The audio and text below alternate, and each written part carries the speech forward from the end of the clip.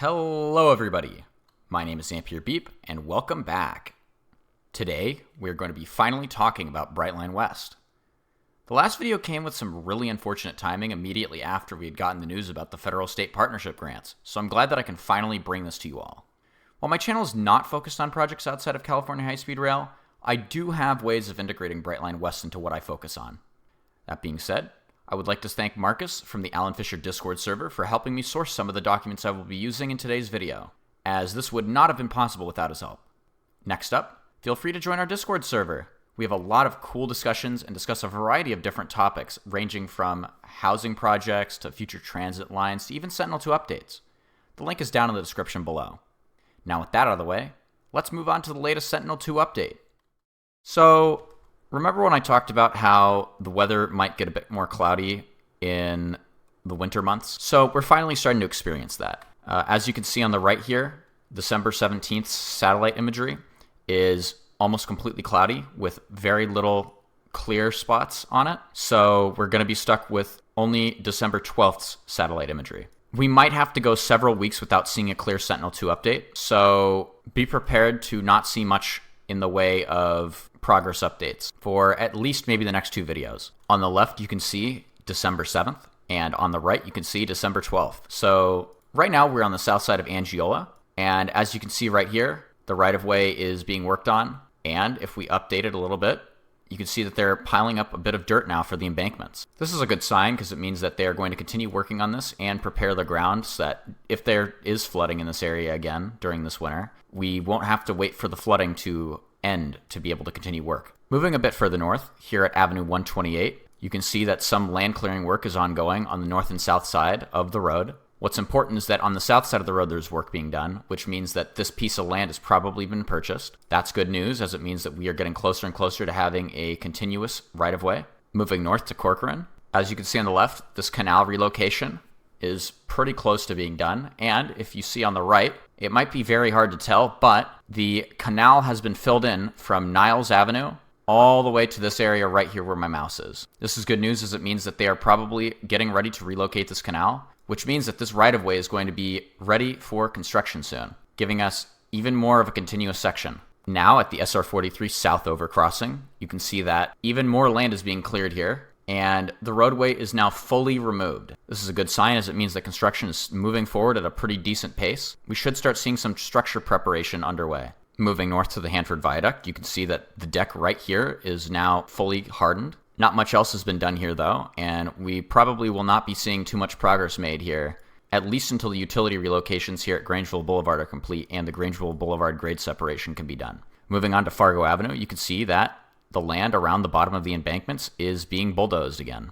This signifies they're probably finishing up groundwork on the bottom and are preparing to work more on the bridge structure. Moving much further north to between American and Lincoln Avenues in Fresno County, you can see that the land is being cleared at the future Fresno Heavy Maintenance Facility location. This is good news, as it means that most likely they're going to start doing some land preparation work. I'm not quite sure what they're going to do, but they have made some progress here, which is good. This comes after Lincoln Avenue grade separation was canceled last year, meaning that there's one fewer structure needed to be completed before the section can be opened. Moving further forward to Tulare Street, which is on the north side of this baseball stadium here, you can see that some work is ongoing where it meets H Street, likely lowering the roadway, which means that they are moving quite quickly forward. It's very difficult to tell what's going on here though, so we will have to wait and see. And finally, moving further forward to Avenue 17, you can see that some more land work is underway here. It's very hard to tell with this low resolution that we get what's going on here, but from what I understand, that they're still working on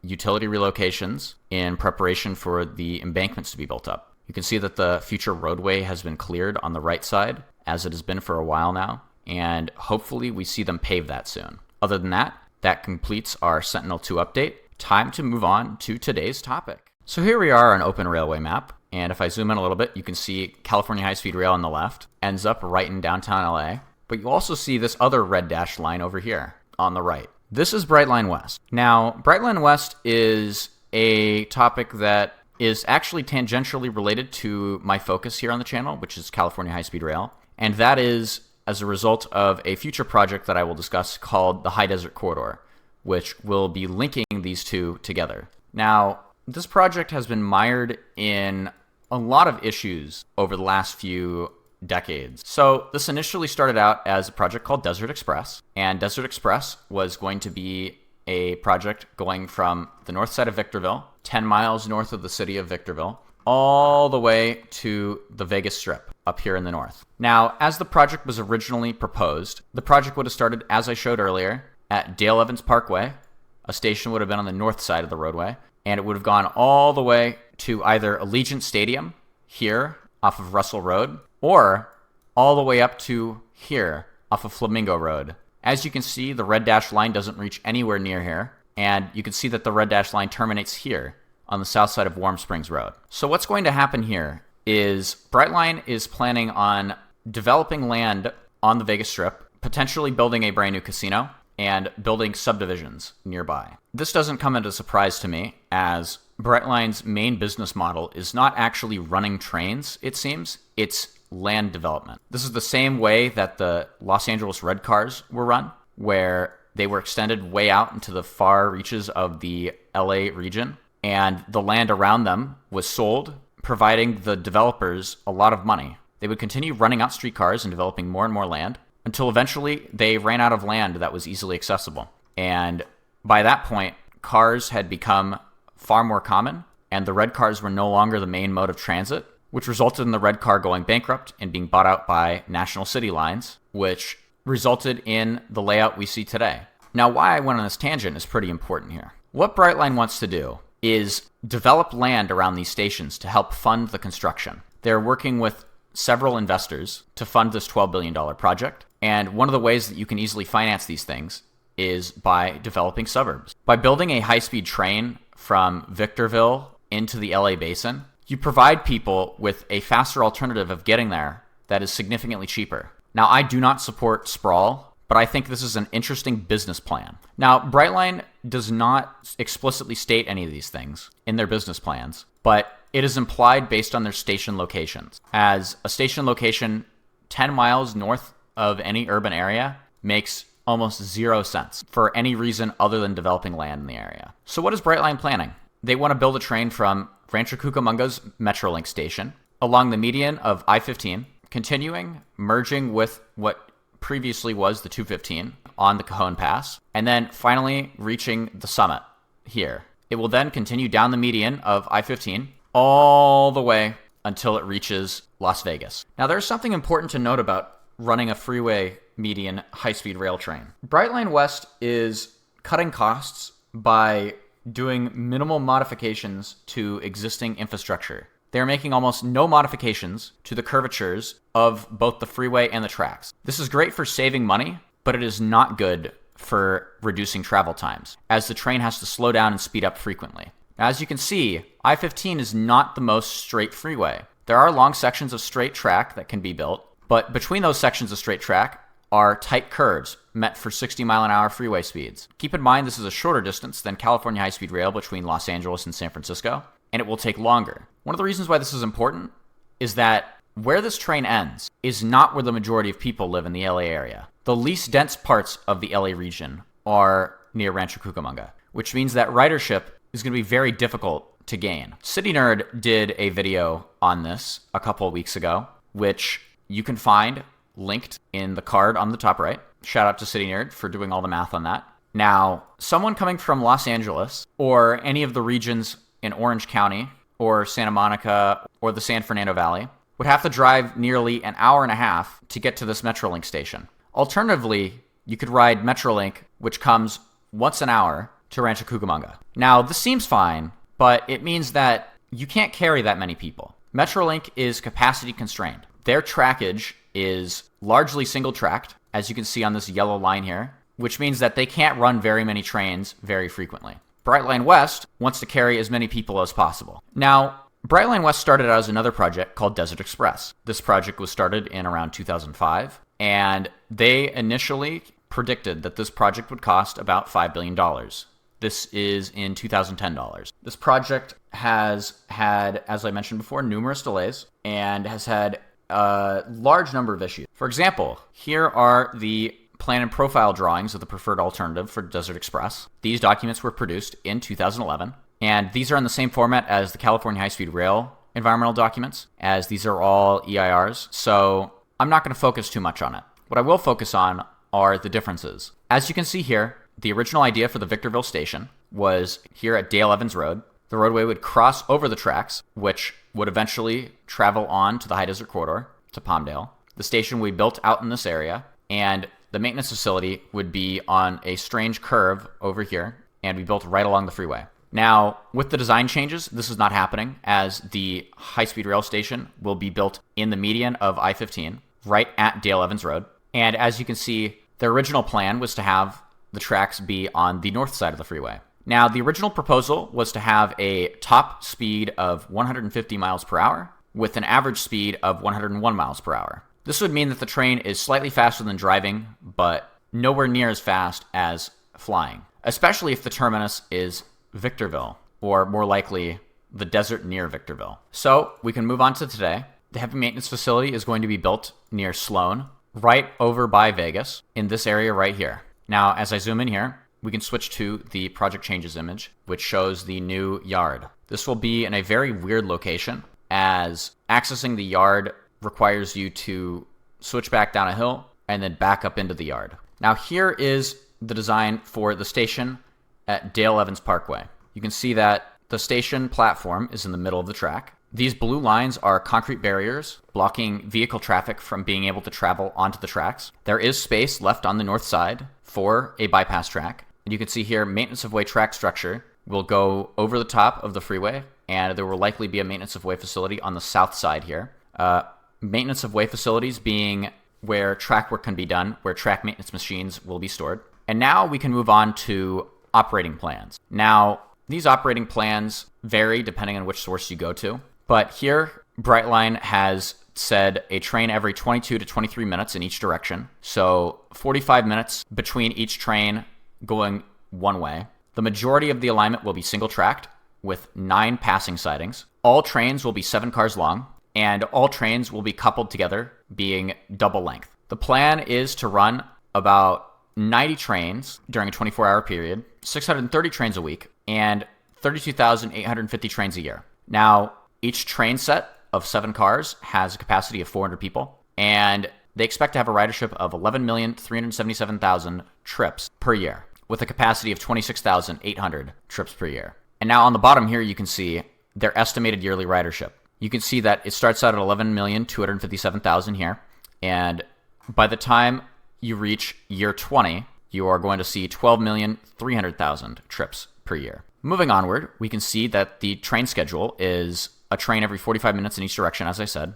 Every day, single track with 4 passing siding sections. This is their initial operating plan. The first train leaves at 6:33 a.m., and the final train leaves at 11:03 p.m., with the final train arriving at 1:23 a.m. in Vegas. This gives you a travel time of 2 hours and 20 minutes, and then you see the southbound trains are roughly the same. Southbound Vegas train leaves at 5:47 a.m., and the final southbound train leaves at 10:17 p.m. Here is a train every 22 and a half minutes with 9 passing sidings, and that's the same schedule, but with twice as many trains between each. And here is the corresponding Metrolink schedule. The first train leaving LA Union Station towards Rancho Cucamonga leaves at 5:07 a.m., and you will arrive at Rancho Cucamonga at 6:15 a.m. So we are looking at a 1 hour and 8 minute journey time. And then the final train leaving LA Union Station eastbound is at 9:37 p.m., and will arrive at Rancho Cucamonga at 10:45 p.m. Westbound, the first train leaving Rancho Cucamonga is at 8:14 a.m., and the final train leaving Rancho Cucamonga is at 10:14 p.m. These trains come hourly, with the exception of these trains leaving LA Union Station in the morning. Now here we have the Brightline West system route. As you can see here, the green and then the yellow on the bottom here is Brightline West. You can see Metrolink is down here in the orange, / California High-Speed Rail for the western leg from Palmdale to LA Union Station. And you can see this blue dashed line is the High Desert Corridor from Victor Valley to Palmdale. I will get back to it, as I said, the High Desert Corridor, in a future video. But as you can see here, you could probably infer what this means for everything. Now, the final section I'm going to talk about is what this will look like once it's done. So we can see right here, we have a bridge structure here. And as we scroll down, we can see that This bridge will be going over this other bridge at a high elevation. This is Victor Valley, by the way. Moving further down, we can see the existing condition. And as we scroll down, we can see that the train is running in the median here. The next one is here in Hesperia. As we scroll down, you can see the Hesperia station built in the median here. The next one would be on Cajon Pass. As we scroll down here, you can see a bridge structure has been built over the top with the train going up over the top of the hill here. I think this is a little bit unrealistic. The slope is twice as much as it should be.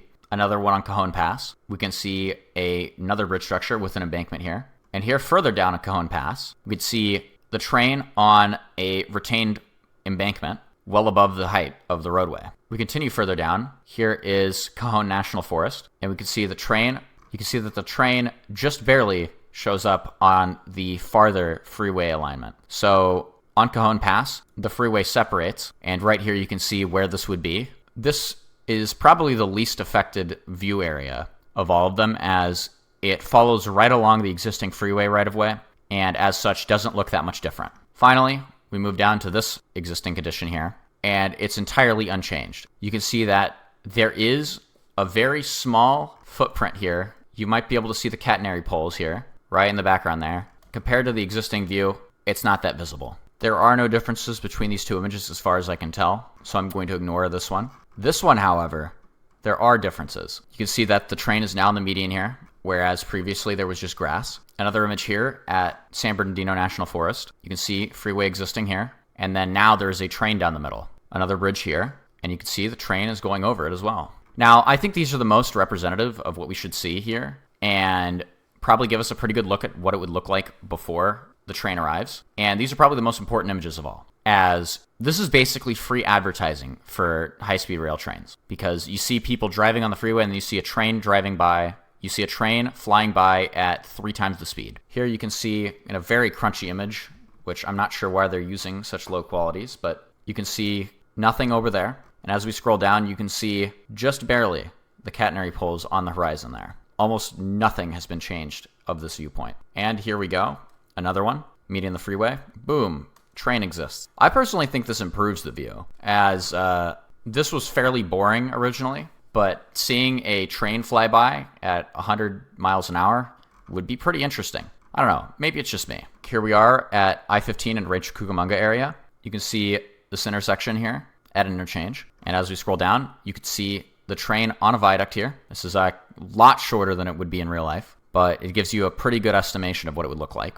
Then here you have this dingy old shed and parked cars, as well as an empty dirt lot over there. And as we scroll down, you can see a retained embankment here with the train riding over it. I'd say this is an improvement. Moving down, we have at-grade view from a parking lot at the BNSF/UP tracks, a tree and a fence, as well as a warehouse in the background. What an incredible view. And as we scroll down, now you get a large embankment with, in the background, you might be able to see the station. Now, that concludes my view at Brightline West, with the exception of one thing. Brightline West is planning on doing joint procurements with the California High-Speed Rail Authority.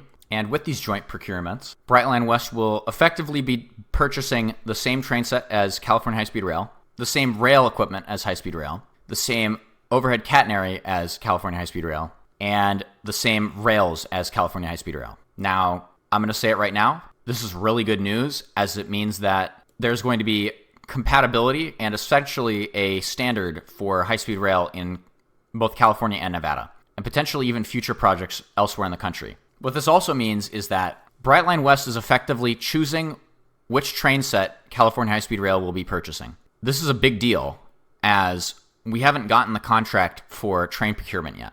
The High-Speed Rail Authority is going to be looking at that this year, and hopefully we have a decision made soon, because there is a long lead time to getting trains delivered, especially here in the United States, where Siemens is overloaded and Alstom is making its way towards bankruptcy. Other than that, thank you all for watching. Hopefully we see some new Sentinel-2 updates in the next video. Other than that, feel free to join our Discord server. Link is down in the description below. And I don't like advertising, especially about providing money to me, as that's not really what I do these videos for. But if you want to throw a few dollars my way, I do have a Patreon. For just about $5 a month, you can support me making these videos, and potentially in the future, if enough Patreon supporters are available, I might be able to go on trips to see construction on a regular basis. Otherwise, thanks for watching. I'll see you on January 6th. Merry Christmas, Happy Holidays, and have a Happy New Year. See ya.